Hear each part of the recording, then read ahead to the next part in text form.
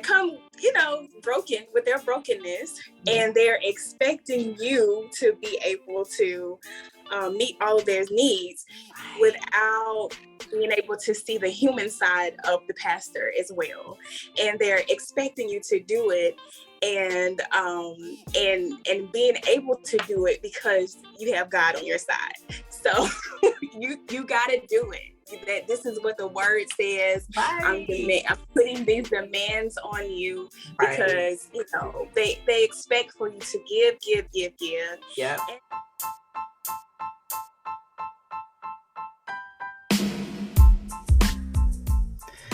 Welcome to the Burned Out Preacher podcast, where we have frank discussions weekly on ministry struggles and how many of us in the ministry have gone from overwhelmed and exhausted to calm and equipped leaders who love being in ministry.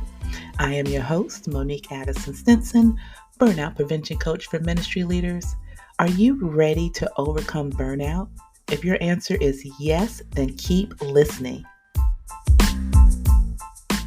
All right, welcome back to the Burnout Preacher podcast. I am your host, Monique Addison-Stinson, Burnout Prevention Coach for Ministry Leaders, and I help ministry leaders who are overwhelmed and exhausted become calm and equipped leaders who actually love being in ministry. And today we're continuing our series. It's time to talk about ministry burnout. And I have a very special guest, and I'm going to actually let her introduce herself. She's going to tell you her name, where her vocation is, and her church affiliation. So, ma'am, if you can introduce yourself. All right. Well, I am Crystal Nelson, a native of Montgomery, Alabama, born and raised. I am a wife, a mother of a 5-year-old, a bonus mom as well, and a registered nurse. I've been a nurse for over 10 years, done different things, working on the floor, working in the community.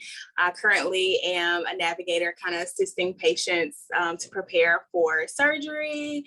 And I'm also a member of St. Paul AME, where we recently, in the last 4 years, started a health ministry, just trying to get our country and healthier, and just approaching it really for like changing the mindset, giving them opportunity to find peace and to be healthy, and just giving them all the tools that they need.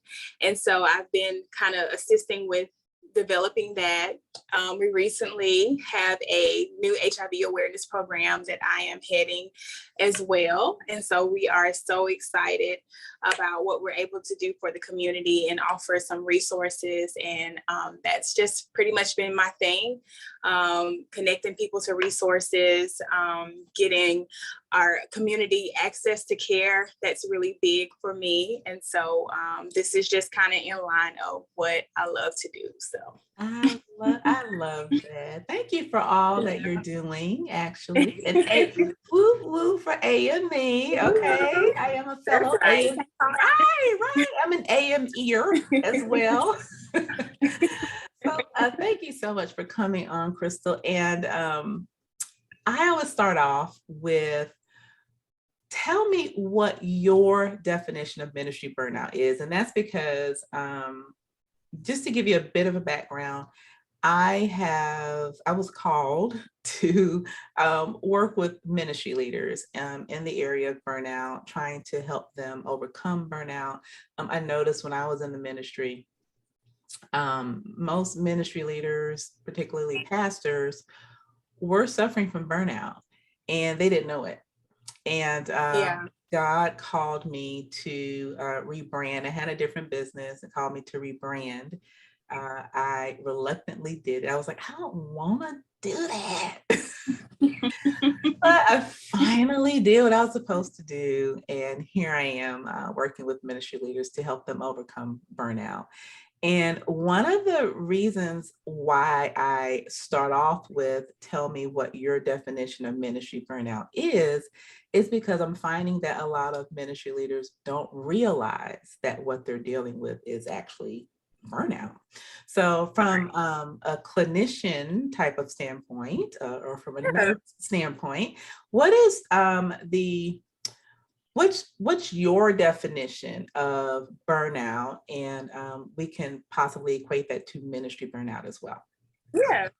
So I had an opportunity to think about it, and it's really so many layers to it. Yeah. So I want to give you like a textbook definition, but I can kind of, like you said, put you in the mind of what we go through as nurses and kind of bring it to ministry. When you think about nurses, they are nurturing, giving, they are patient, they are compassionate, and they're meeting the needs of the people that are suffering.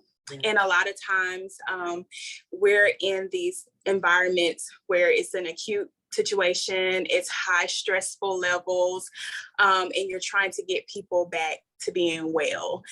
And people expect for the nurses to have those qualities. And so when you think about the nurses, it's easy for them to reach a breaking point because they're trying to meet the needs. Everyone's not always as patient. People are going to people, and they expect the best from you all the time, no matter what you're dealing with. And so when you look at ministry, it can be, the same way. People are coming to the church to get all of their needs met. And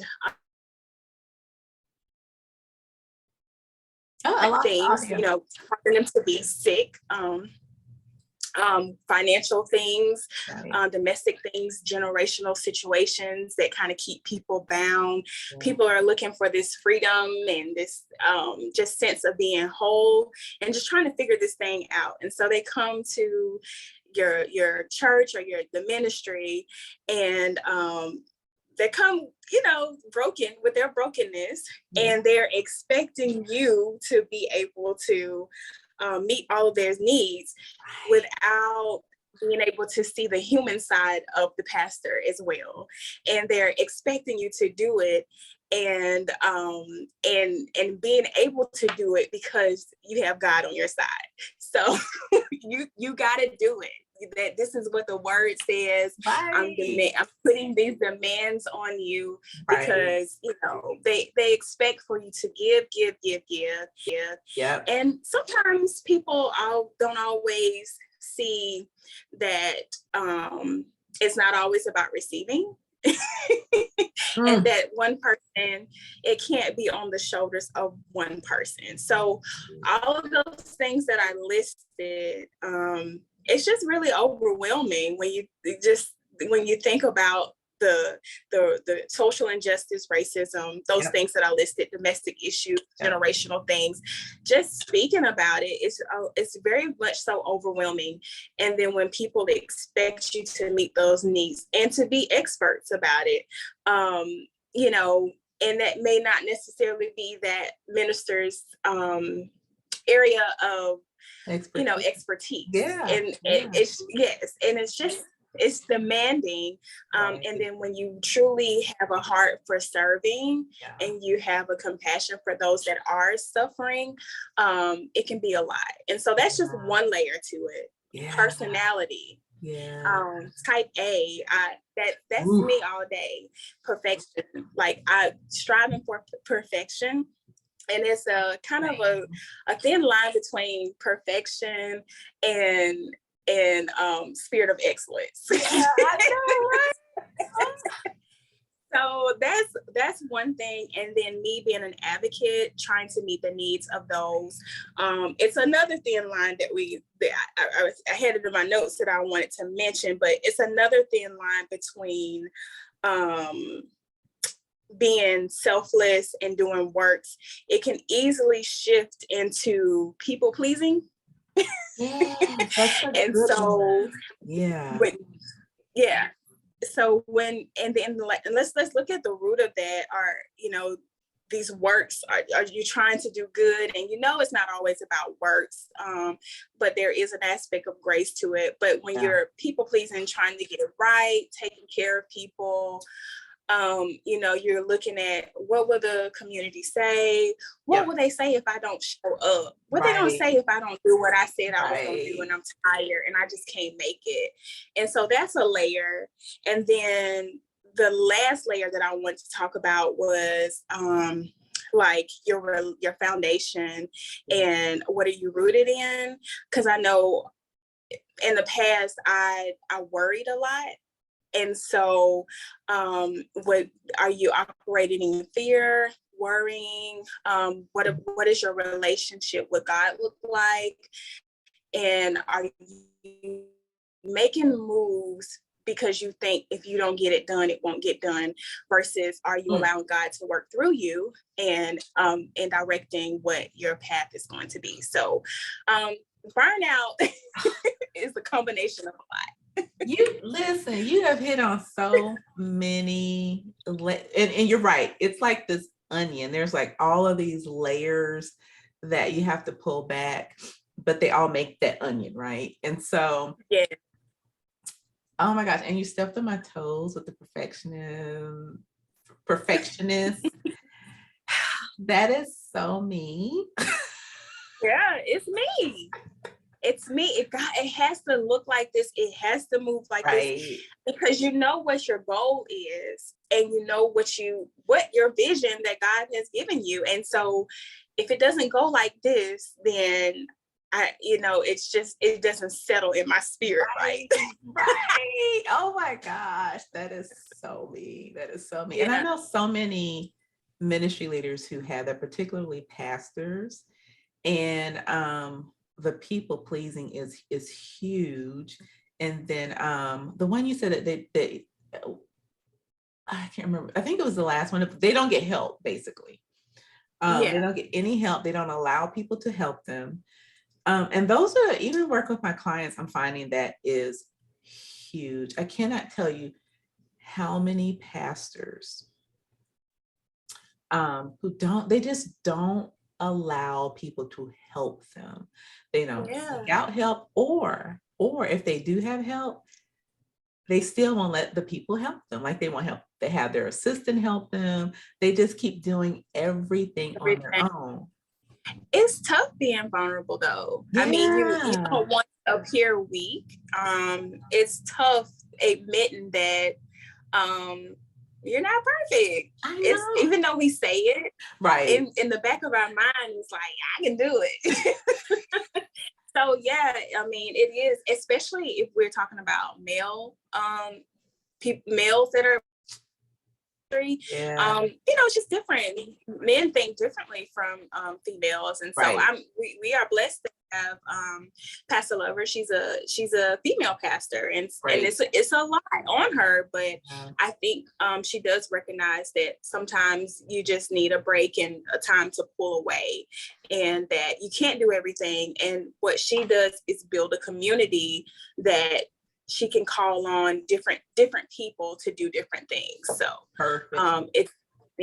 I'm so happy you mentioned that, because what I'm finding, so when I speak to women in ministry, most women in ministry have decided or realized that they need help. Now, I don't know if that's because, like you said, men and women think differently. I feel like women, first of all, we do so much.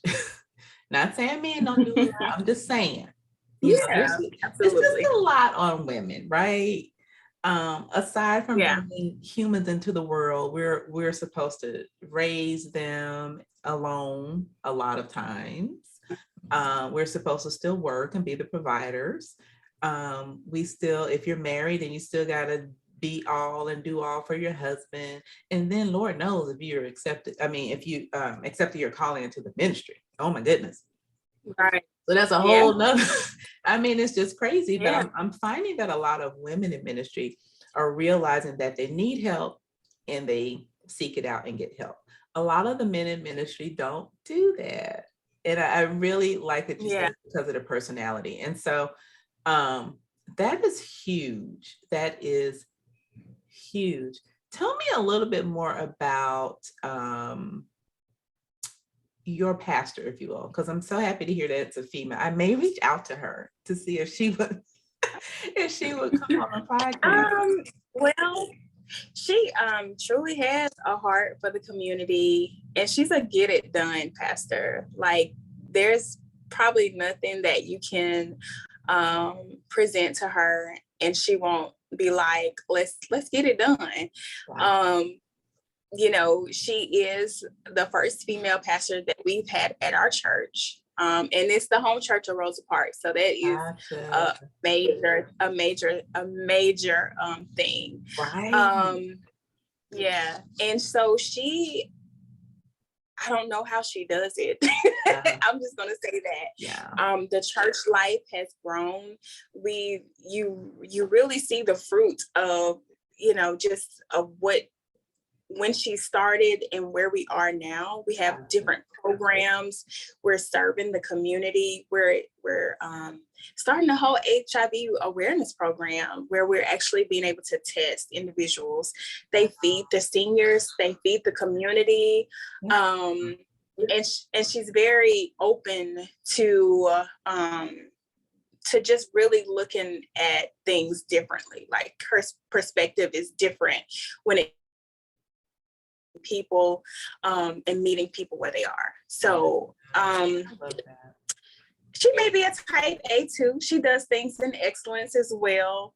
And she's so knowledgeable when it comes to organizing things and putting things together, logistics and how things are going to work out.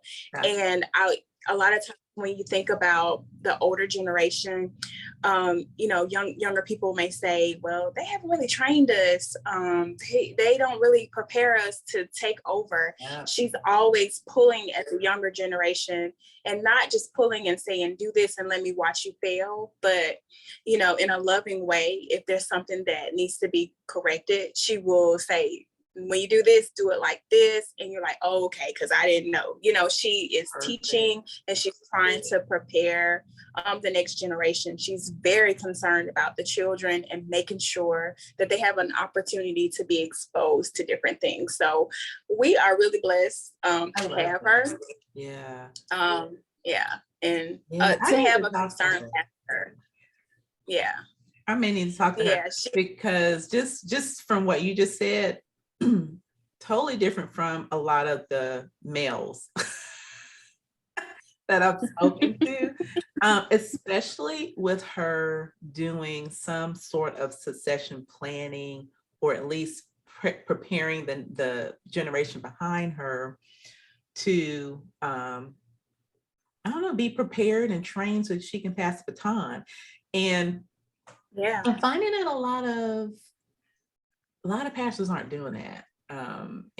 That's pretty sad, because now, you know, I was talking to, I think it was Dr. Lamar Staples. We were talking about succession planning and how a lot of older pastors end up staying in the pulpit, like in their 80s and 90s. They can barely move. It's because, one, they didn't prepare for retirement. Two, they haven't trained anyone to be to come up after them.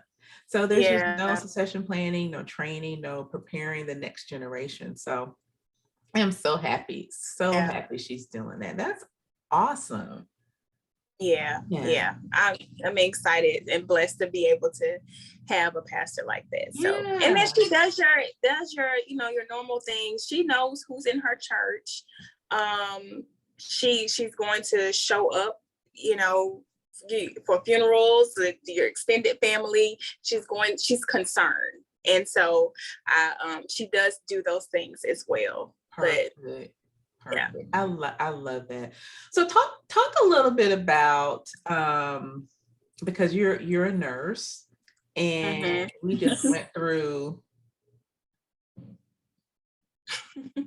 a pandemic.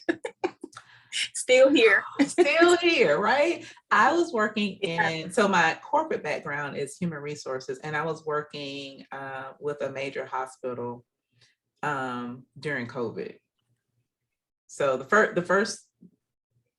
first medical connection I had was with a high-end popular pharmacy. I'll just say that. And then moved to work in HR with a major hospital. Craziness. It was crazy. I literally had to leave because I was burned out. I was like, I cannot. Yeah. I cannot do this anymore. That's crazy. Yeah. So how are you going? How are you during the pandemic, and how are you feeling now? Again, I guess a burnout point led me to this position that I've been in since 2015. And I'm really not directly having to work at the bedside or anything. I'm kind of secluded and following up with my patients. And during that COVID time, some of the classes that we were heading were kind of canceled and done virtually. And so I've just been really blessed that I haven't had to really experience the burnout that the bedside nurses have had to endure. And so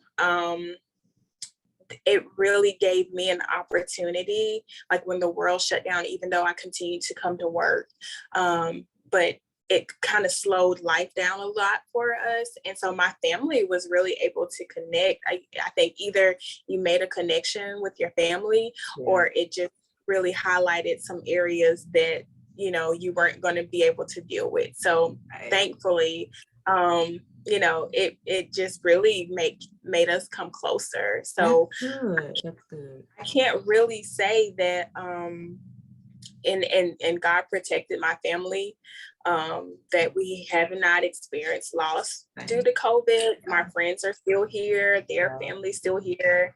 Look, Psalms 91, listen, every day. Right. So and so I honestly, in our church has been able to show up for people and try to stay connected, even if it's virtually. Tried to have some things outside, and just kind of that health ministry helped as well, because we were able to develop like some exercise groups and support groups, grief groups, presentations virtually, that touched on mental health. So I can't really speak to, you know, well, you mentioned that that burnout brought you to the position you're in. So tell me a little bit about that. And just so that people can hear what you were going through. So again, because like I said, a lot of people don't know what the signs are. Right. So I would say it's not necessarily church burnout, but just life in general. So, you know, as a mom, you're trying to be supportive to your child, listen and raise them up right, and make sure that you're instilling the right things and into them, and making sure that you're not passing down something that, you know, that you may have been dealing with through the generations that you were not really aware of. Communication with husband, maybe not seeing you for who you think they should see you, and you know, trying to maintain that. I started a business.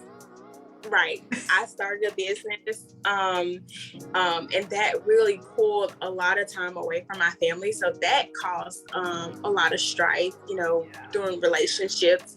And then you're meeting the needs of customers while building a team, and they're pulling on you, trying to learn more. And not just that, but when you start a business and it's like a multi-level marketing, you're not just talking about business, you're talking about life situations, and they're pouring out their heart to you, they're pouring out their life situations, and you're having to minister while on top of that, you know, being a nurse and, you know, maybe talking to patients and pouring out.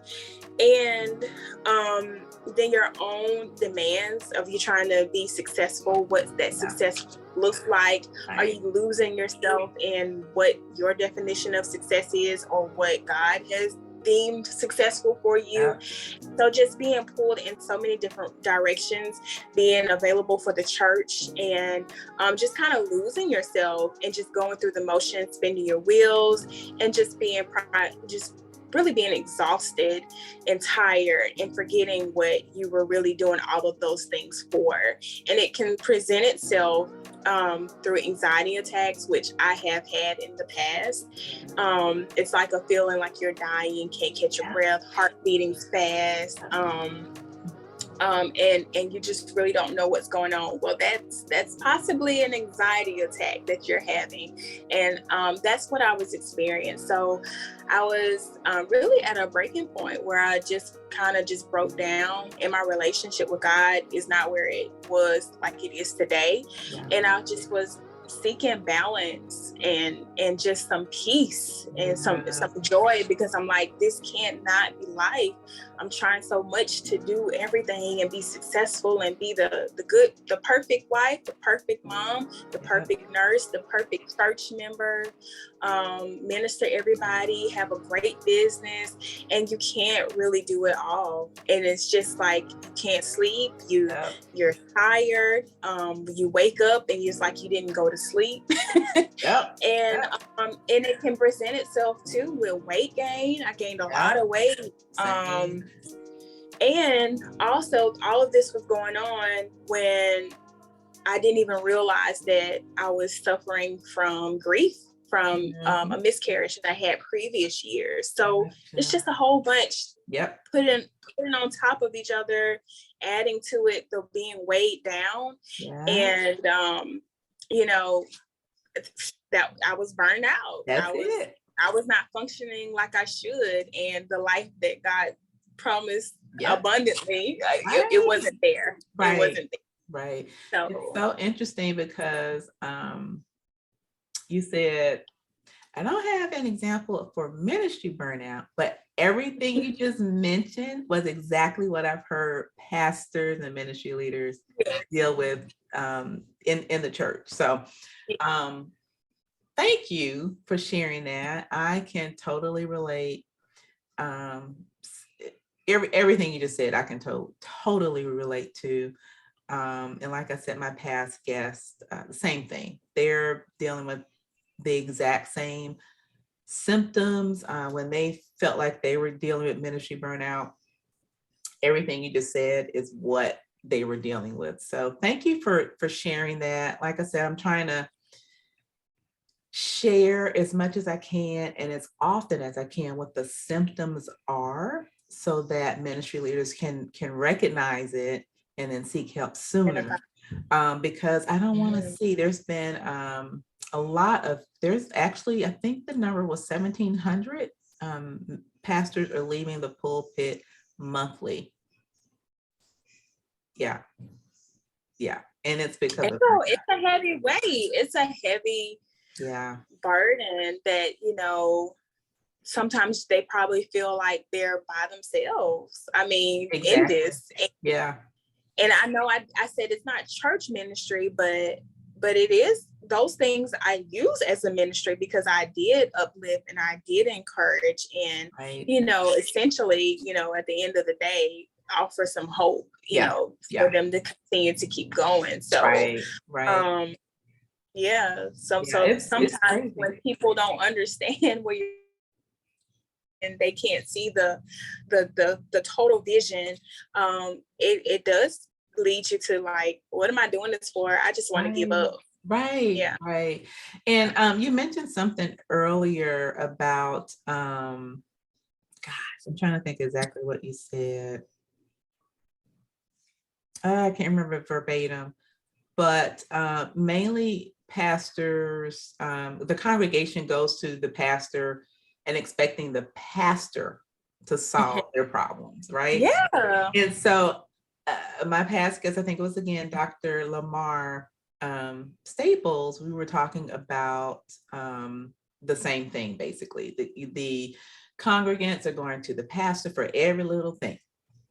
And I asked him, I said, well, that's really sad that we put that burden on the pastor. How can we help? And his response was,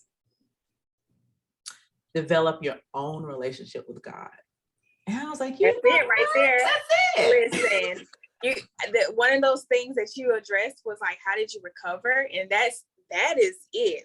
I mean, I wrote some notes that I really want to, get into it. Well, let's get into it. Okay, so that time I told you I was seeking balance. I prayed, and I promise you, like the next week, I was approached by one of my cousins, and she was starting a small group, and it was called Joy in the Journey. And so when we got into it, you know God, you believe in God, you believe in what you read, but sometimes you feel like God is just like this big person, and it's not like you have a personal relationship. But that going into that small group exposed myself, and I really had to take accountability for my thoughts and my feelings, and I had to take accountability to how did I contribute to being in this situation. And so then I had to look at myself. What does my faith and my belief look like? Am I really trusting God? Do I trust him to take care of all my needs? Do I trust him to put me in the best opportunities? Do I trust him that no matter what happens, God is still God?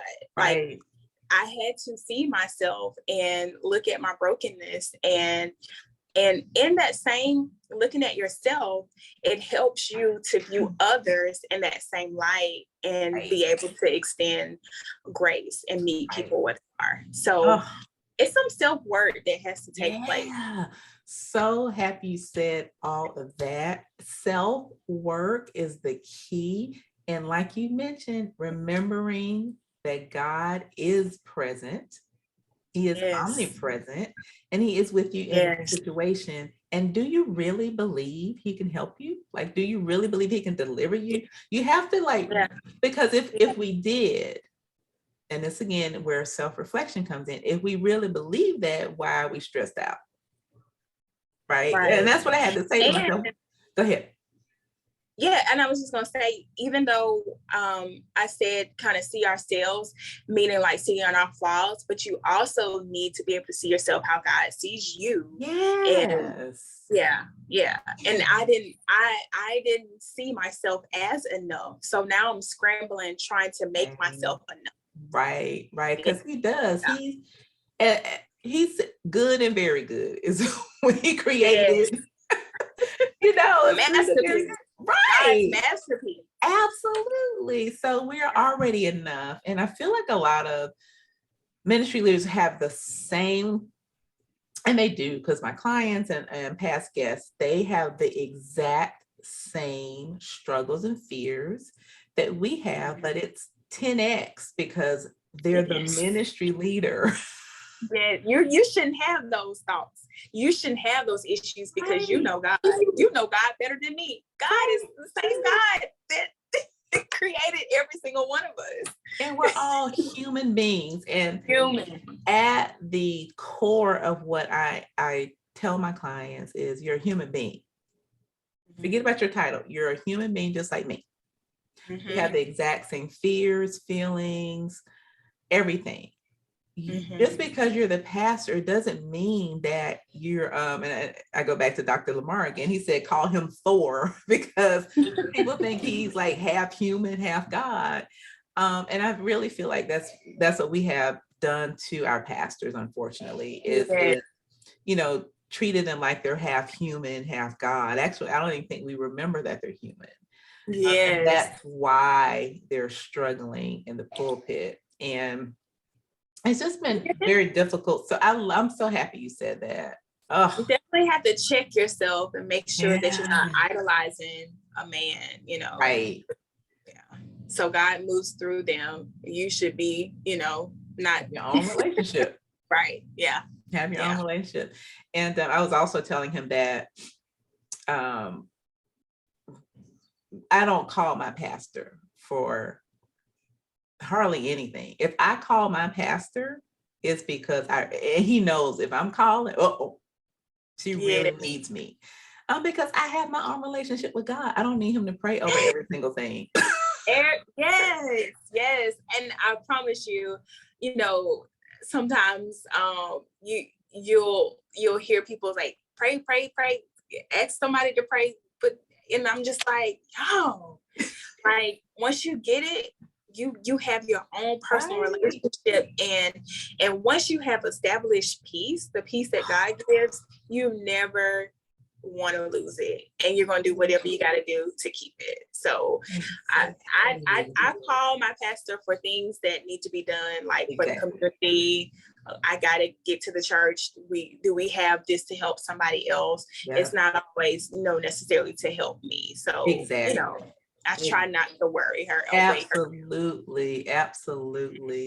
I love everything you just said. I really do want to end it there, unless you had something else you wanted to share. Well, I know it was one question that you had was like preventing burnout. Yes. So I just had a few things that I thought that helped me along the way. Ooh, and it's a process. I was going to hit on priorities, boundaries, expectations, and I won't spend long on all of them. And perspective, mindset, and gratefulness. So priorities, you cannot ever forget to consult with God. I had a friend that said, yeah, the pastor was telling, you have all these things that come up in life, and you just, kind of forget, that God, I say, well, let me stop you right there, because that's one thing I can't do. I don't care if I have to, like, daily, I go on my little walk at work, and this is my opportunity to listen to devotionals. Yep. And I promise you, he speaks through those things. When you see a verse here, hear a verse there, and then it's confirmed, that you see it somewhere else the same day in a different setting. Yep. Like, this is how his opportunity to speak with you, your opportunity to be with him, fasting, praying, and knowing who you are, what you enjoy, that helps you to stay intact and brings you back to what you are. Boundaries. Like, that is so important, even for pastors, like being very careful who you allow in your space, what you share, not saying that people, you always have people say, I'm a private person, I stay to myself. I don't think God really wants us to be to ourselves, but there may be one person or a few people that you can go to that can pray or intercede on your behalf, that you can share and be comfortable with sharing. But establishing those boundaries, and I can't tolerate negativity, so I kind of stop. I can't. So, and then expectations. This was major. This is huge. My friend kind of laid that down for me, and I just really brought to my mind, like, how often individuals do not establish expectations. Yes. One, for expectations of what they expect you to be able to do. They need to know what you're capable of doing and what you should expect from me. And then, their expectations, trying to reach an unattainable goal is really horrible. Exactly. And it really makes you feel like a big disappointment, a big letdown, or you're letting other people down. So expectations are major, especially like in personal relationships. Being aware of your perspective and mindset, just knowing that how you perceive things may not be what the case is, and making sure that it's not necessarily perceiving things, but perceiving people, and not getting. Yes. And so just kind of meeting people where they are. Again, going back to the extending that grace. And then the last thing that really, really, really, really over the last 2 years is just gratefulness. Like gratefulness. Gratefulness. Because it keeps you at peace. And my verse, Romans 8:28, it gives me so much, because one, I love and know God for myself. And so in that, knowing that all things are going to work out for his purpose for me, just for me. And so it doesn't matter the circumstance. It doesn't matter what's going on. It doesn't matter how bad it is. My heart always goes back to gratefulness, because things could always be worse, but even Yep. in the worst times, that's where he's going to be the strongest anyway. And so it just really gets me through a lot. So I can't go back to a place of not having peace. I gotta stay whole. I'm so happy you shared that. That has blessed so many people. I can tell you right now, because, and especially ministers, because again, because they have that title of minister or pastor, they forget exactly what you just said. Yeah. They forget that.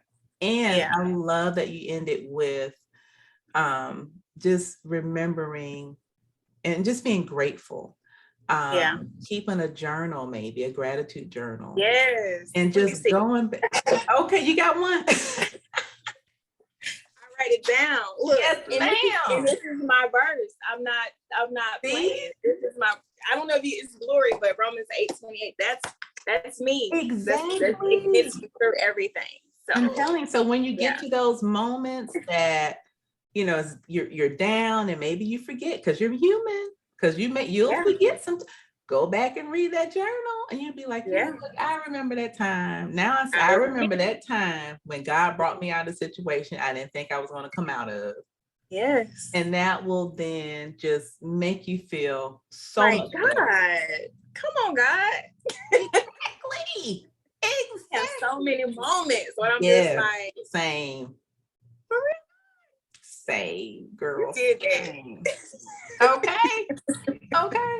So thank you for sharing that. I'm so happy you shared that. Oh my goodness. So, and boundaries. I teach my clients boundaries. You wouldn't be able to imagine how many ministry leaders I talk to who they've heard of boundaries, but they haven't set them up at all. And I'm like, that's one of your problems right there. Right. And some people don't get upset, especially when they weren't established from the beginning. But you know, it is what it is. It is what it is. You're gonna be all right. Exactly. So I'm glad I was able to come. I don't necessarily, not an expert in it, but just kind of life situations and being connected to some people that really have blessed me and helped me to kind of just elevate and be a better person. Absolutely. Be a better person. So and when you're healthy, when you're whole, and when you're healed and you feel good about life, it's infectious and you will be able to help pull somebody else up. So, and that's what this is about. That's what this is about. And I will tell you, you may not be a pastor, but you are a ministry leader. And all of us have a couple things in common. One, we're all human beings. That's right. Two, we've all been through burnout. That's right.